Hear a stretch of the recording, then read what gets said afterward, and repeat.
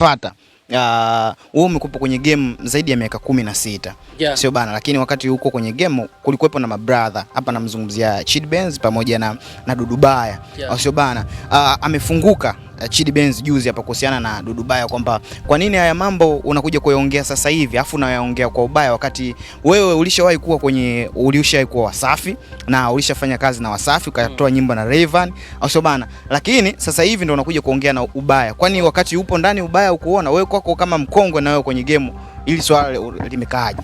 Nimeona kwenye interview ya East Africa Chidi Benz alikuwa anaongelea hilo kuhusu Dudu Baya na nini, but all in all Chidi Benz ni brother, familia, kaka mkubwa Rashidi. Mimi nishawahi kufika kwake pale Ilala miaka hiyo ya nyuma, nilienda na Nyandutozi Amidu. Kwa hiyo Dudu Baya pia ni brother, maana nishakutana naye kwenye show za Chaka huko mkoani zamani pia. Kwa hiyo wote ni mabrother. Yes. Tunapozungumzia lisakata ninachoweza kusema ni kwamba hatuwezi kuzuia watu wasiongee. Sio, unanielewa? Hatuwezi kuzuia watu wasiongee. Hii ni industry. Hatuwezi kuwa na industry ya kusifia. Yaani mtu kiamka tunasifia tu watu, tunasifia tu. Hatuwezi kuwa na muziki wa hivyo. Hata Marekani kwenyewe kuna wakina 50 Cent. Yes. P Diddy anapata matatizo, anapelekwa mahakamani, 50 Cent anaposti, anacheka, anashangilia. Yes. P Diddy anapelekwa jela, 50 Cent anatengeneza documentary, anapeleka sokoni, matatizo ya mwenzake kauza. Sijui unaelewa vizuri eh? Hiyo ndo industry. Lazima kuwe na watu wa kuchangamsha game kama wakina Dudu Baya. Akikuona huko kwenye site yake zamani ulimharibia na yeye anakuharibia, tunaendelea kushangilia.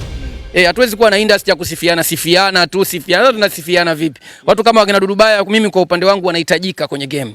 Wanahitajika kwenye game kwa sababu ya kuchangamsha game. Akivuka mipaka Dudu Baya ya kumtukana mtu, wewe uliyetukanwa nenda karipoti polisi, mkamate. Hilo ni shambulio la aibu. Polisi watamhukumu mahakamani Kisutu kwa kesi ya matusi, shambulio la aibu. Kinyamwezi, lakini hatuwezi kusema anaongea vitu vingine tumzuia. Mwacheni Dudu Baya ongee fresh. Lakini watu wanacholalamika zaidi ni kwa nini anaongea mabaya peke yake na kumsema vibaya kwamba alizulumu watu na vitu kama hivyo. Sasa unampangia mtu cha kuongea, mtu akiamua kushambulia kwenye pambano mwache, akitumia mkono kwenye ngumi, akitumia kipepsi, ile ni kickboxer. Dudu Baya ameamua kushambulia kwa miguu yote, mwacheni steka, apige kushoto, apige kulia, apige kichwa, afunge kwa kisigino. Dudu Baya anamaliza shughuli. Tuishi naye tu, ndo ndugu yetu, ndo kaka yetu. Sawa.